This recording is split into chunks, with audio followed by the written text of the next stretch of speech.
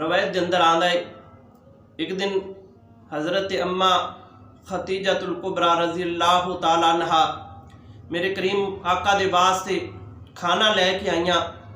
तो मेरे करीम लजपाल आका सल्लल्लाहु अलैहि वसल्लम बैठे ने तो हजूर हज़रत अम्मा खतीजतुल कुबरा की तरफ देख रहे ने, मुस्करा रहे ने। तो अम्मा जी के कपड़िया के उत्ते पाबंद लगे ने तो अर्ज कर दिया ने, या रसूल अल्लाह, अज मेरी तरफ बड़ा गौर नाल देख रहे हो।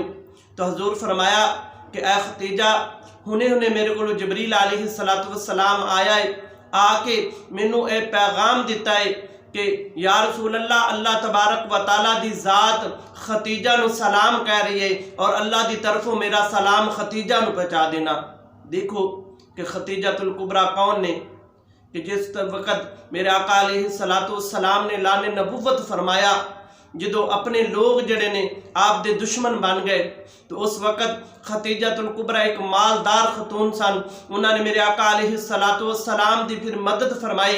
किस तरह कि अपने माल दे नाल मदद फरमाई, अपना सारा माल मेरे आका करीम सल्लल्लाहु अलैहि वसल्लम दे कदमा मुबारका दे उत्ते निशावर कर दिता। और फिर उन्होंने जिंदगी जिस तरह मेरे करीम लजपाल आका सल्लल्लाहु अलैहि वसल्लम ने बसर की थी, उस तरह जिंदगी बसर की थी।